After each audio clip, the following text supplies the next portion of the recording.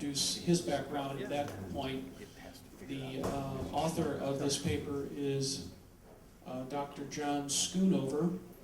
He's from the Los Alamos National Laboratories, and he's been with them since 1993 as a technical staff member in the Chemical Science and Technology Division. Dr. Schoonover presented a version of this paper to the American Chemical Society back in 2009, I believe. Are you going to show it up And on the our screen? presenter will be Robert Villarreal from Los Alamos. As I said, he'll be giving his own paper a little later I know, we'll see today. in a minute. We'll see what it does. We're still waiting for it to come up. It's loading. Must be a big file. Yeah, not that big. Come on.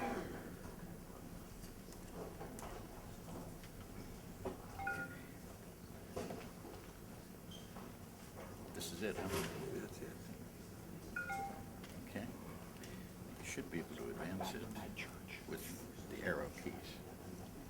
Okay. Okay? All right. Because the remote's not going to work on this. It's not PowerPoint. Okay. Okay? You good? Yep. Forward, backwards.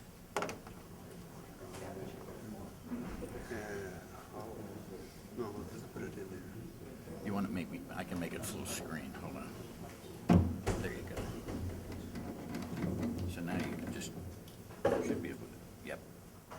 Okay, so you can use arrows or spacebar. After looking at and listening to the last talk, when they did the 1988 carbon dating,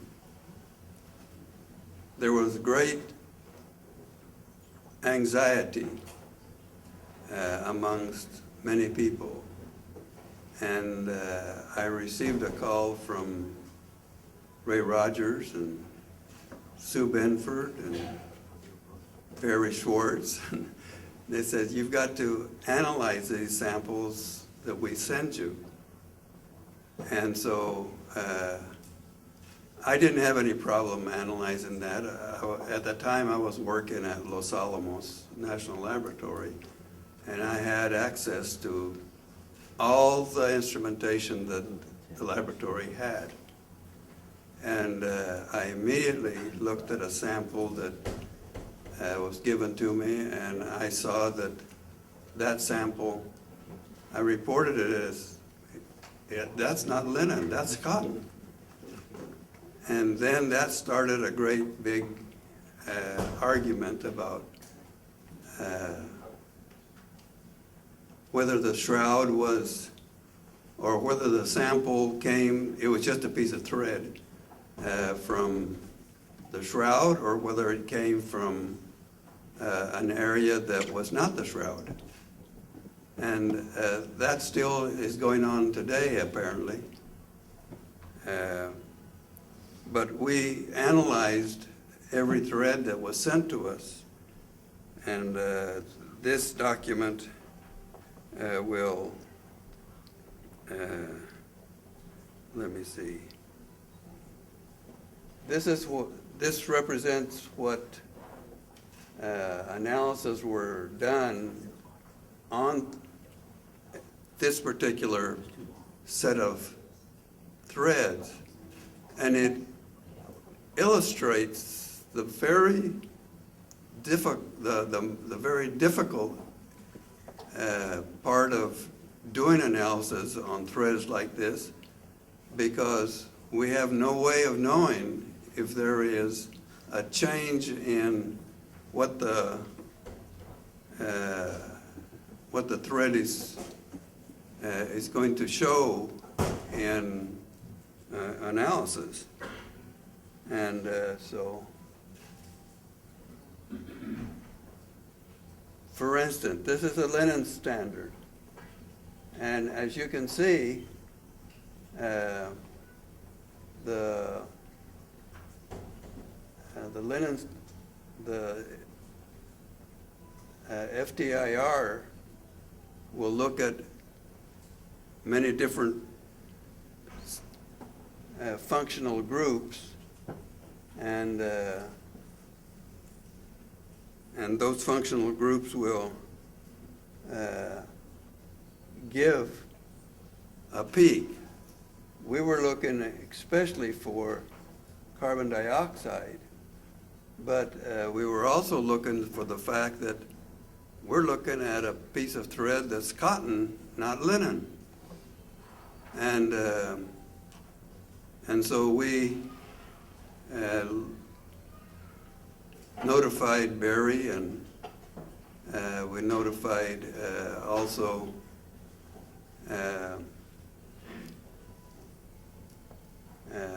Ray Rogers, and they were just very upset that how can we really believe anything with these samples that are coming through, because they must be from not the shroud, but something that is sewed onto the shroud. And it's interesting to see that it can get very messy trying to determine what do we see when we look at a piece of thread or a piece of sample. And we had received many different samples that had come in, and we just didn't, we kept seeing not linen, but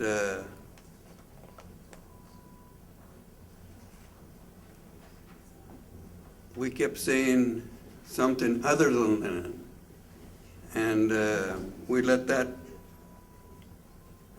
we notified Sue and Sue Benford, and she immediately, she was an action person, and she immediately said, we are saying now that 1988 carbon dating was not valid, because it was done on samples taken that were at the side one corner of the shroud.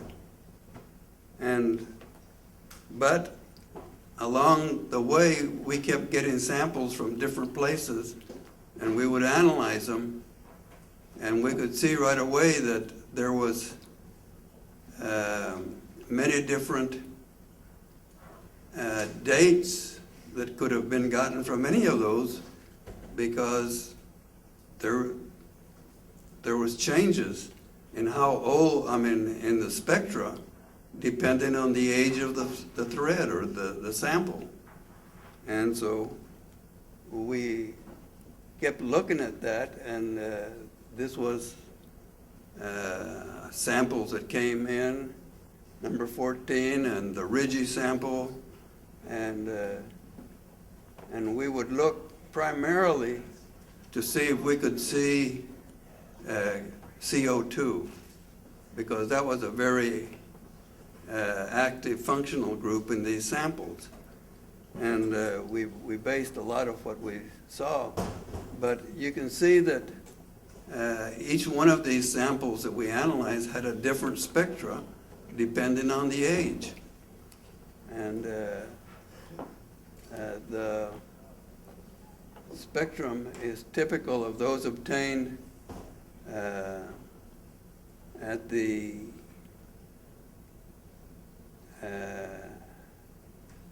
clean end of the sample, because some of these samples of thread that we received,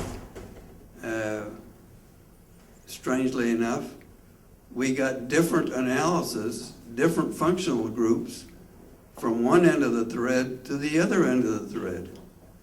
And this was very confusing to us, and but it was a lesson that when we look at samples, the age of the samples, the history of the samples, where the samples came from, was had to be taken into consideration, because it's a very important factor. you can see that here's two samples that have a great deal of difference, and it's hard to make sense of these samples as we go along.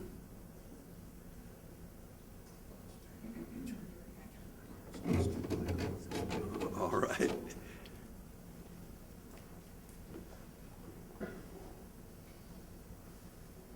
This is one of the first shroud samples that we thought was a shroud sample, but it was just a piece of thread. And we found that that piece of thread had a crust. And the crust had very different spectra than the main thread sample. And we say, now, what do we make of this thrust? It is got olefins and many other what seemed to be like impurities, but it was very different from what we expected. Shroud sample number 7, and we tried to compare it with linen and cotton, and it came, sometimes we would get something that looked like linen, but sometimes it was something that looked like cotton. And it would depend on how old and the sample was. The Tama-4 was something that gave entirely different, and we had no way of knowing what the Tama-4 history was. And but this is the problem with trying to analyze samples that are sent to a laboratory, and you don't know where it comes from. You don't know what the history of it is. You don't know what who has had these samples, and so it's a mystery as to how we can get anything to agree with these samples if we don't know all those items and all those parameters. And so this is for modern samples, there are special features and that differentiate what the spectra is going to look like, and it can be highly variable. And so knowing that, when we got these samples, we would analyze them, and we had every modern instrument that the world knows, and would get different results from different instruments. It's a very difficult thing. And I just wanted to point that out, that in doing analysis, it's not so straightforward as you do an analysis and you know what you're seeing. You don't. You have to have a lot of information up front and a lot of history. And even though I know Ray Rogers maintained a chain of custody in everything that he did, and I would go over to his house, and he would take out his little book and look at it, and he said, this sample came from Georgia, this sample came from wherever. But he had a chain of custody in everything that he did, everything. And then after, I don't know what happened after he died to that little book that he had. Maybe Barry knows, because he wrote a book on a chemist's perspective on the Shroud of Turin. And I think it was put together by Barry, is that right? And in there, he, in that book, he stated that, because he had always told me, I will never say that there was divinity involved in this analysis, or we cannot hope to understand the shroud by looking at the divinity of things, those things that are divine. We've got to use actual techniques that are done and that are that don't have divine or divine portions in them or ideas about them. And he was very straight about that. And so consequently, there came a time, and he was getting pretty feeble, and he invited me over to the house, and he said, you know, I looked at this sample, and it looked, even when I was in Turin analyzing this, it became obvious that there was some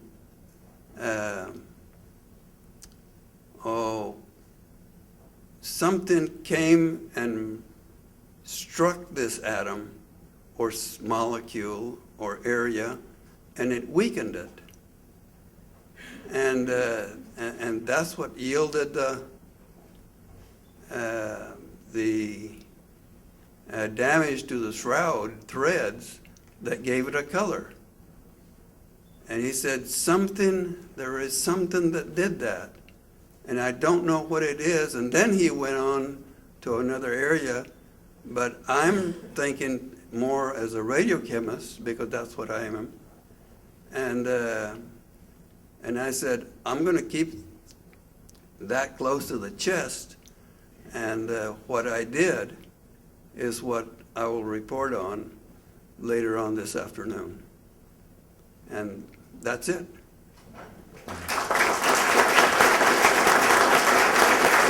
And as you know from what he said earlier, Ray Rogers trusted him to look at the shroud samples to verify what he had done, and that says a lot.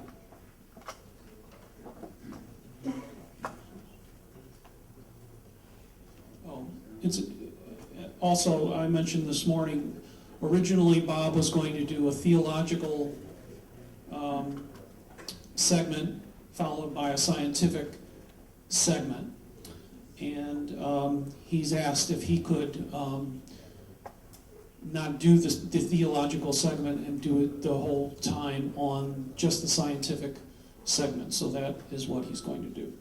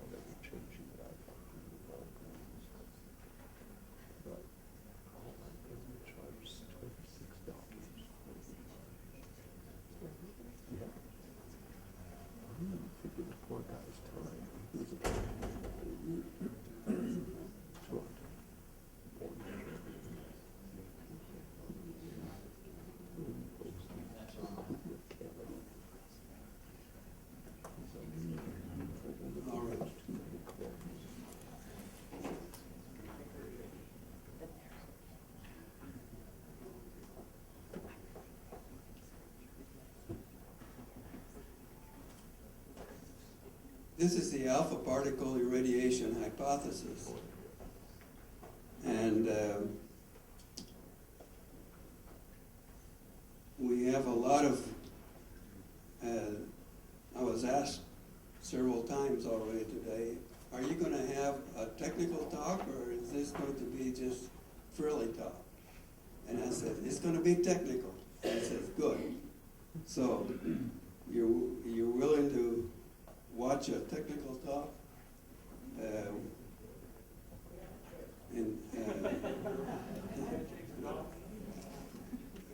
Okay. In the prologue of John's Gospel, was in the beginning was the Word. And no one has ever seen God. The only Son, God, who is at the Father's side, reveals him. The first public appearances of Jesus opened with the witness of John the Baptist to the Paschal Lamb of God. Next, Nicodemus, a member of the Sanhedrin, was a willing believer but could not understand Jesus as he gave him metaphors, explanation, and examples. Yet he did not understand what Jesus meant by spirit and from above.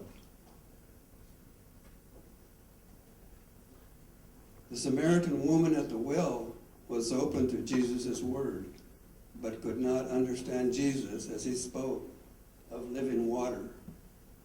The remainder of the gospel was Jesus' confrontation with the Jews, and I put that in quotes because that's the way John, the author of John's gospel, would put it. As he confronted them with 7 miracles, it was actually 8. But it was one of those things that we had a lot of discussion about, because a little later on I'm going to use a word, universality, about those 7 miracles. In a personal communication with Ray Rogers, he related to me that the fibers from the body images in some way weaken the shroud fibers to become more friable. And that caught my attention because I thought I was the only one using the word friable, but he used it too. And that was something that surprised me. But I remember that, and he went on with some other beliefs, and I got to thinking about, I need to, in some way, build on that. The reality of crucifixion began with the blood flow from the scourging, then the crown of thorns followed by physical beating and nails through the wrists and feet, and finally the lance thrust through his side when the cross had been lifted up. The body of Jesus had to be soaking wet with sweat and other emanated fluids that were attracted to radon gas. Radon gas is soluble in those liquids, and it accumulated from the solubility of the radon gases in those fluids. The blood flows from the wrists down the arms and feet on the cross, and the crown of thorns were flowing down the body according to gravity. After the cross was implanted vertically, the blood flows were down toward the ground. When Joseph of Arimathea brought the body and laid it flat on the stone bench in the tomb, and with the linen cloth placed over and under the body, the flows changed direction and partially ceased, and were absorbed by the linen cloth. The image of the blood flows remained part of the history of the crucifixion of Jesus. Apparently, this was to become a relic that was to be revealed even today. More events that caused the image of Jesus on the linen cloths were to come much later. In 1898, Segundo Pia photographed the shroud. In 1931, there were so many people that didn't believe what Segundo Pia had seen. They thought that he phonied it up. And in 1931, he lived that long. Segundo Pio did. Giuseppe Henry reproduced exactly what Segundo Pio did, and he was very happy with his life after that. And then in 76, there were 3D images beginning to show up. And you heard one of them earlier today. My friend from Alamogordo talked about that.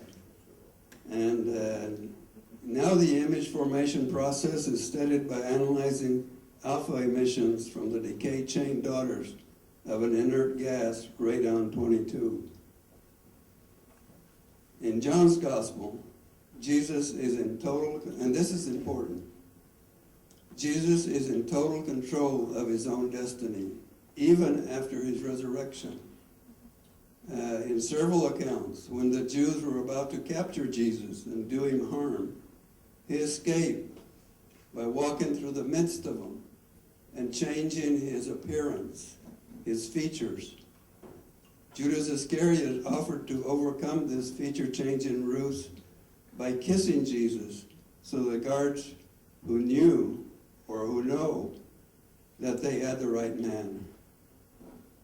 But Jesus himself could have escaped that, but he knew that in hiding himself by becoming incorporeal, that at this time he wanted to obey what scriptures had said about the necessity of his death and resurrection. So he let him capture him. But he even hinted, I didn't have to do this. I could have gotten away. And he allowed that to happen. The Gospel of John introduced many statements and ideas foreign to the synoptics and brought forth John the Baptist and perhaps associations with the Essenes and other key personnel in the Essene quarter of Jerusalem. This is important because John and his cohort, John the Baptist, were very friendly with the Essenes. And they spent most of their times in the Essene quarter of Jerusalem. The Essenes could well have been associated in providing a crowd for Jesus to process into Jerusalem, and certainly provided the upper room for the Last Supper and subsequent meeting place for the disciples for the foot washing and post-resurrection disciple meeting under locked doors. The Jews were following a lunar-based calendar, and the Essenes and John's Gospel were following a solar-based calendar, which tells you just how different John's Gospel was, because he had that 4-day calendar difference in the calendar. They determined that there was no way that they could ever compare John's Gospel with the Synoptic Gospels. After the Dead Sea Scrolls in 1947, John's Gospel gained new respect and was found to be more accurate than the Synoptics, which was a reversal of thought of almost 2,000 years of thinking that John's Gospel was just an addendum. John's Gospel has resulted in new meaningfulness of how Jesus is portrayed in the Shroud of Turin. All 4 Gospels narrate the crucifixion of Jesus, and it takes portions of all Gospels to obtain the most accurate of these activities. Jesus was crucified on Friday at 9 a.m. Included in Matthew's account are the following. From noon onward, darkness came over the whole land until 3 p.m. in the afternoon. The assumption can be made that darkness could mean the manifestation of evil during this catastrophic period. It could also mean that cloudiness was pervasive for this period. And it could certainly mean that there was an atmospheric inversion. And I'm very familiar with atmospheric inversions because I started my technical work at Argonne National Laboratory working in nuclear reactors.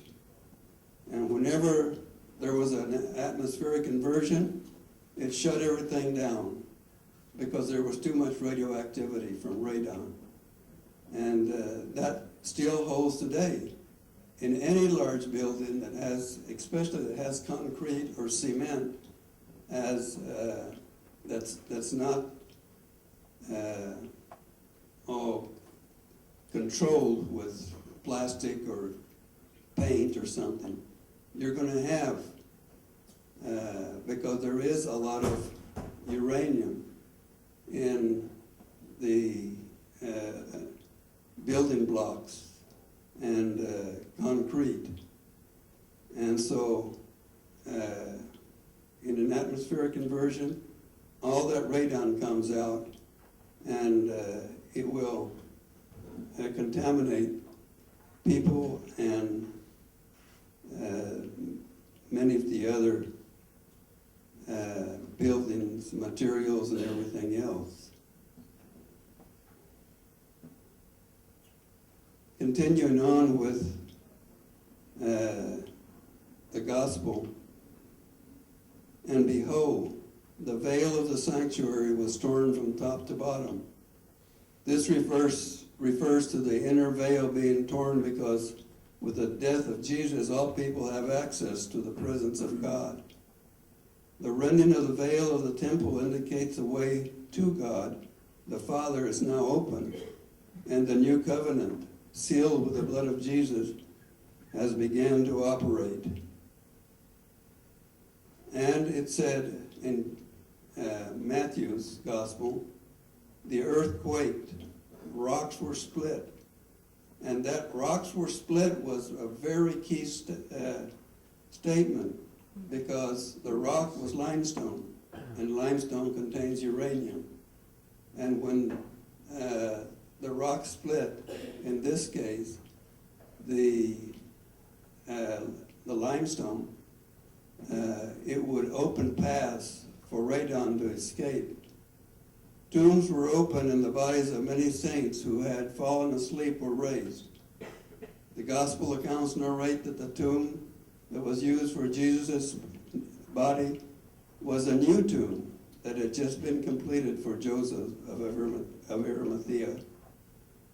The limestone burial lot had been newly hewn by hand, and no one had been placed there up to this time. This was in keeping with John's gospel saying that he did things that no other person would do. And this is in keeping with Jesus riding a donkey or foal of a donkey that had never been ridden before. There may have been some divine help for some of these exercises. Limestone throughout the world contains uranium at different levels because the half-life of U-238 is about 4.47 times 10 to the 9th years, which is close to the age of the planet Earth, 4.54 times 10 to the 9th years. The U-238 is typically 2 parts per million to 100 parts per million, depending on the composition of that particular segment of ore. In Jesus' limestone tomb, the concentration could be 2 to 10 parts per million. That is typical of Jerusalem. The isotope with a long half-life is U-238. All U-238 decay chain series elements are in a state of equilibrium. And this is important. Being in a state of equilibrium says that they're all going to be active, as is shown in Table 1, which I'll show a little later. When the decay chain series passes through radon-222, 3.8 day 2.4 half-life, an interesting phenomenon occurs. Radon-222 is a gas and is contained within the limestone matrix, but some of the gaseous radon is channeled through cracks in the rock matrix and released to the environment. This occurs while the radon-222 is a gas, because it will decay to polonium-218, which is a solid and no longer a gas, as is the remainder of the decay chain series. One of the statements made by the centurion was, while Jesus has already yielded up his spirit, or he died, and was still hanging from the cross, an earthquake occurred. When the centurion and those who were with him keeping watch over Jesus saw the earthquake and what took place, they were filled with awe and said, "Truly this was the Son of God." Now this shows the decay of uranium-238 as it goes down through the elements, and it gets down through radon-225, then radium-225, and then radon-222. In 3.824 days, it becomes polonium-218. And so during that little time period there, it is almost a unique reaction that takes place for that thing. Here is another list of the radioactive elements, starting with U-238 and going down to lead-206. And you can see radium-226, 1,599 years, and radon-222, 3.824 days, then polonium-218, 3.1 minutes, and lead-214, 27 minutes, and on and on. And this is calculating the DNDT, or the activity of U-238. But I won't go through this calculation. I just wanted to show that they have been made, and because we assume that U-238 is in dynamic radioactive equilibrium with each decay chain daughter. And with that happening, there is a lot of alphas that are being generated during this time. And those alphas are alphas from radon-222, a rare earth gas, and it's very heavy. It's 22.4 liters per mole. The general equation that governs the amount of radium-226 and radon-222 from decay of the U-238 chain is given as, and this is just a means of calculating DNDT, which is the change in a measured amount of limestone, and to give you U-238 activity.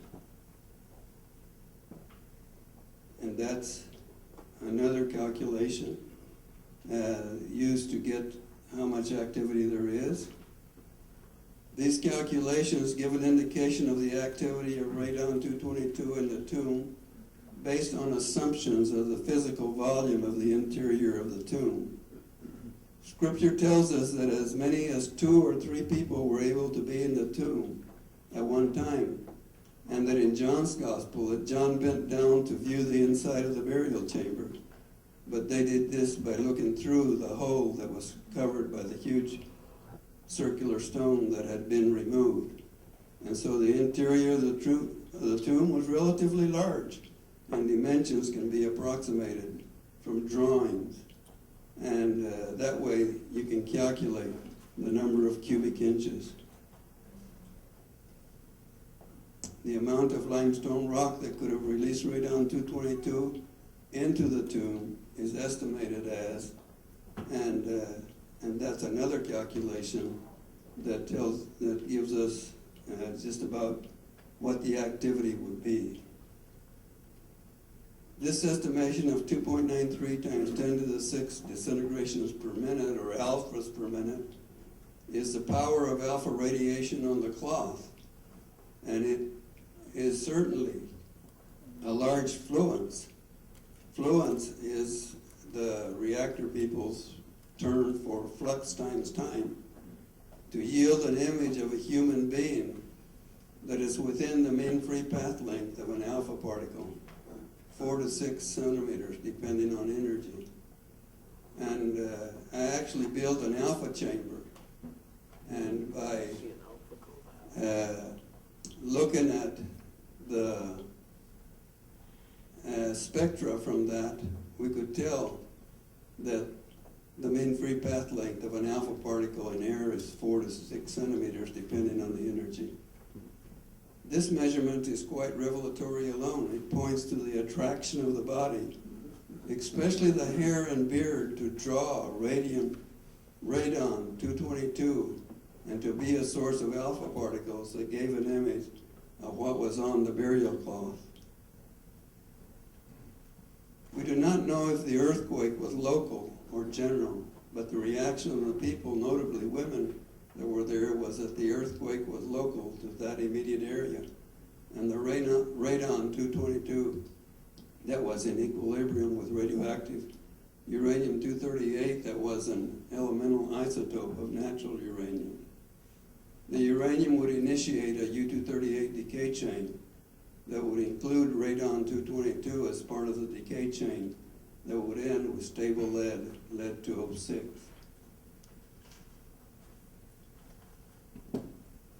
Once the uranium-238 decay chain series progresses to radium-226, as shown in Table 1, it is decayed by alpha particle and beta particle emissions.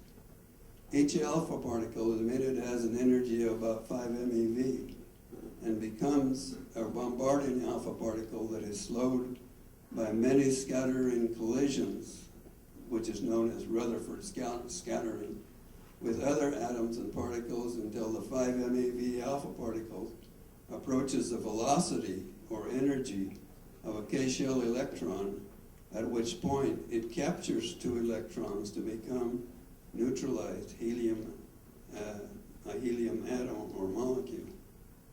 The emitted alpha particle has become a noble gas, inert gas, and returns the properties of helium gas. Radon-226 to radon-222. In the process of becoming radium-226, a solid element with a half-life of 1,599 years and retains the properties of radium, but it is radioactive and decays to radon-222 with a half-life of 3.824 days.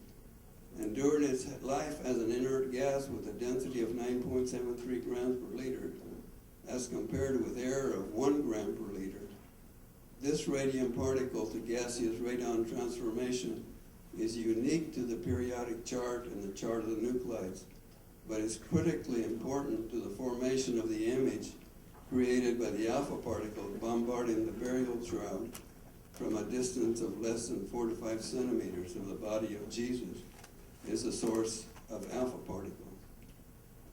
And the body of Jesus becomes a source of alpha particles.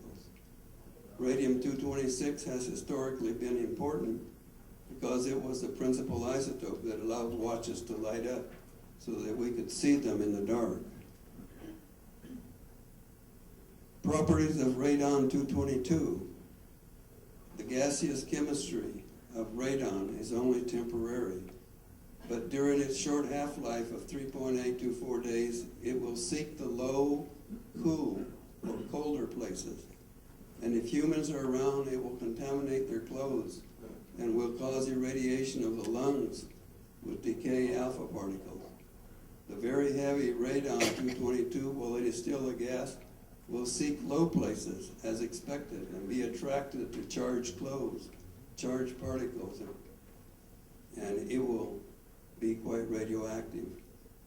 Air is an actual home for radium-222 and contaminates people during atmospheric inversions. Radiational inversions. release and concentration of radon from radiational inversions are common. They occur everywhere in the whole Earth, and happen when cold air is trapped near the surface and warm air is layered above the cold air. The ground is more conductive than the air, and old air that is next to the ground will form a cold air trap. Radon will be trapped by the cold air and will concentrate to be a radiation hazard to workers, especially in basements and depressed areas. This is a probable situation when they placed Jesus' body on the tomb bench on a long wintry night. After Joseph of Arimathea received and lowered Jesus' body from the cross, he and his helpers, and perhaps Nicodemus, took him to a nearby garden that had a fairly recent tomb completed. Other nearby tombs had been constructed of caves dug into the limestone. There they placed Jesus' body and conducted certain preliminary preparations according to Jewish tradition, and placed a single large linen burial cloth under and over the body and closed the tomb with a rolling stone. An alpha particle consists of 2 neutrons and 2 protons, and each proton has a +1 charge, +2 total, of course. Whereas the 2 neutrons have about the same mass as 2 protons, but are not charged. The rest mass of an alpha particle is about 6.644 times 10 to the minus 24 grams, very little. However, an alpha particle released from an atomic nucleus will have a different mass because of relativistic considerations. The U-238 decay chain series begins with U-238 that decays by alpha emission to thorium-234, which is followed by 2 successional beta decays to protactinium-234 and uranium-234, followed by 2 alpha-emitting radioisotopes to thorium-230 and then radium-226. Up to radium-226, the alpha and beta decay form new elements that are contained within the elemental matrix.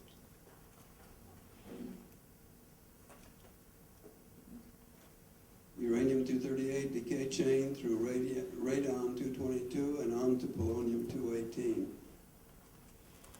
And I'm not going to go into detail on that. I've already talked about it. Uranium-238 decay chain through radon-222 and on to polonium-218. As an inert gas, the radon-222 will seek to escape through cracks in the solid matrix and evolve to be part of the gaseous state or atmosphere and subject to the laws of gaseous components. It is as if it is a new universe for a few days and then becomes a part of a solid matrix again as the next alpha decay chain moves on to polonium-218, followed by lead-214, so forth. It is during the initial gaseous process as radon-222 that this gaseous element has an impact on the image impressed on the shroud. This is graphically what an alpha particle looks like in terms of distance versus specific activity. It starts out pretty gentle slope, and then as the distance gets further and further, it begins to attract more electron, and eventually it captures electrons and becomes helium.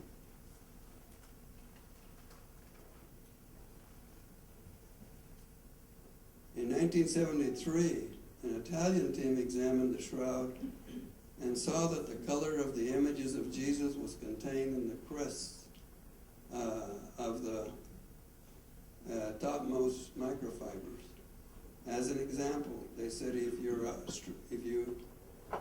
outstretched arm is a single thread, the hairs on top of your arm would be equivalent to the topmost microfibers. The color of the images is confined to the crowns of those arm hairs. There was no capillary action or evidence of diffusion. There would be no, and the limits of the alpha particles is that an alpha particle won't go through the decay, through the dead skin layer of your skin. It cannot penetrate that. It's a very large particle. It's got a lot of energies, but not a lot of velocity. The color of images is confined to the crowns of those arm hairs. There is no capillary action or evidence of diffusion. There would have been no liquids or vapors. The intensity of the color did not vary from one microfiber to the next. The front and back images appear to have the same intensity of color. Even though the body had clearly been lying on its back, had the images resulted from body chemicals, the back image should be much more intense or saturated than the frontal image. This was not the case. There was no physical mechanism that could produce a 3D image by heat.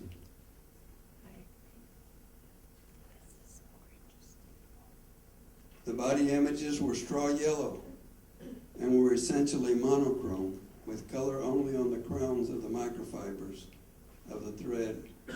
Where one of these fibrils crossed over another, there was a white spot on the underlying one.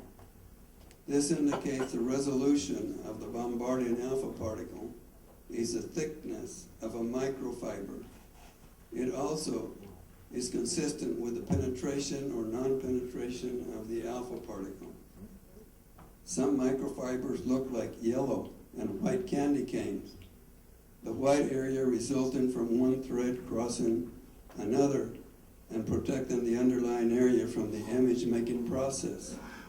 The straw yellow fibers show no sign of capillarity. The absence of capillarity is evidence that no fluid was a cause of the image formation. There was no meniscus, so no paint was used, but there was meniscus in the presence of blood. There was calcium, strontium, and iron of high purity throughout the shroud. It was universally spread except in the bloodstained area where iron was significantly higher. This is evidence that a high purity iron, calcium, and strontium was transferred to the cloth by some mechanism. In this case, it was by ion exchange during the retting process of the flax plant to linen.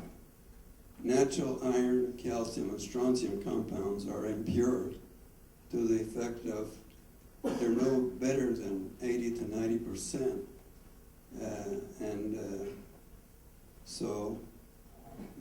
And today's X-ray fluorescence spectrometers could determine that quite easily. Directionality and universality of images. There was no evidence of directionality from brush strokes in the body images, and this indicates that a single fiber brush could not have been used to produce a random directionality image.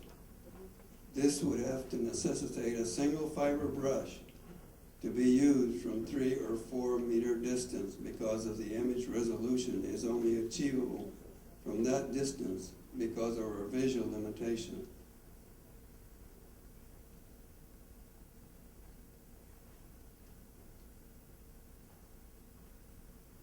While I was conducting research at Los Alamos National Laboratory, there was a great need to solve a problem of hydrogen concentration in the headspace of whipped drums.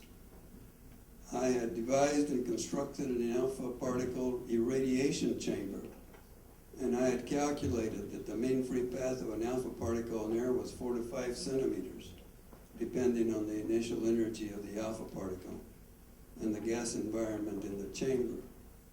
I was certainly aware of the range of an alpha particle in air because the cloud chamber experiments we had conducted. The alpha particles that I selected were from dehydrating small drops of an americium-241 solution in circular plates of nickel to form a pipe. When we experimented with irradiation of air without any additives, we learned that irradiation gave backgrounds of nitrogen oxides and some carbon oxides. When we added alpha particle flux from americium-241, there was a recombination of hydrogen with natural oxygen to form water. The reaction was immediate. These experiments sensitized my preference of mechanisms that might have caused the images on the Shroud of Turin. Most STERP scientists had reported that where there was blood on the cloth, that there would be no image under the blood. This fact gives a reason to the scenario that no image formation occurred during the crucifixion or post-crucifixion activities, but image formation occurred during the 36-hour period while the cloth was covering the body of Jesus until he rose on the third day. This amounts to an irradiation time of 36 hours. This is when generation of the images must have taken place. This scenario gives increased credence to the alpha particle irradiation that occurred during the 36 hours and wherever there was blood. The blood absorbed the energy of the alpha particle and no images would be formed. The alpha particles gave a universality to the shroud. What I mean by that is the alpha particles that were there gave a universality to the shroud, because the universality in this case is that as the alpha particles were traveling through space, and in John's Gospel we have 7 or 8 miracles that occurred, and they all were related to what was occurring in those miracles. And certainly the first miracle was the one where Jesus converted water into wine. But that is not so simple. It's easy to say, but it is not so simple to do. Wine contains about 116 different organisms, and also it has to have grapes of a certain size. It has to have grapes that are a certain age and of a certain color. And you go through all the things that a wine has to go through, including aging and aroma fixation. You say, wow, that was a lot more difficult than meets the eye. But on the other hand, each miracle had within it an element of, you might say, the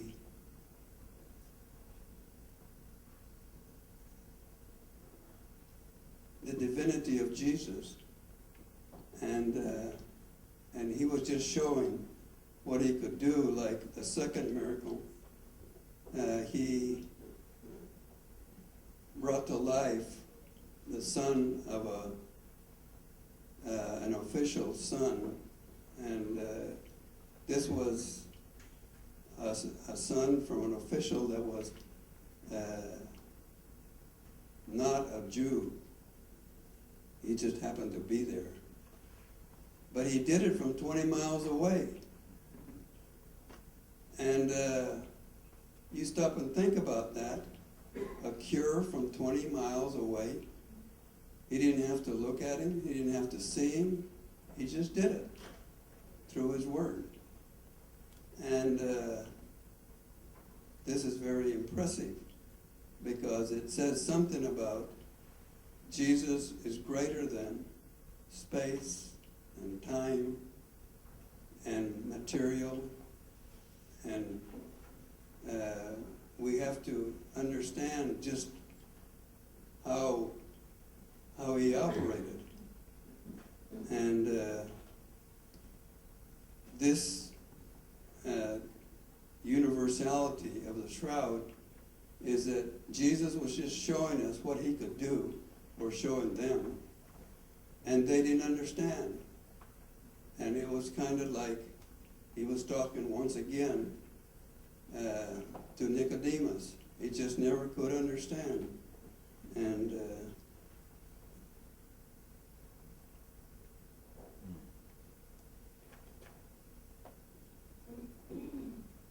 we've already talked about radon enough. The straw yellow color on the crust is converted to helium that is essentially, or initially, confined to the surface fibrils only. The hue of each straw yellow fibril was essentially the same as all the rest. A single fibril was 10 to 15 microns in diameter. To fulfill the criteria listed for formation of the body images, I believe that the alpha particle irradiation hypothesis fits this tall order.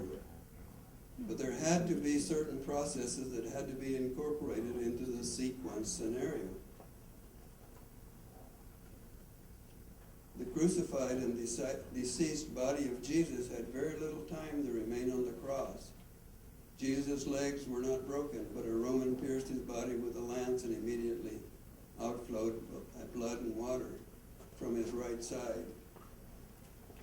Joseph of Arimathea, a wealthy Sanhedrin member, was given permission from Pilate to remove the body of Jesus. The Pharisee Nicodemus came by offering an immense quantity of embalming spices, approximately 100 pounds. They took the body and placed it in a nearby tomb that had never been used. And it's like Jesus also wrote the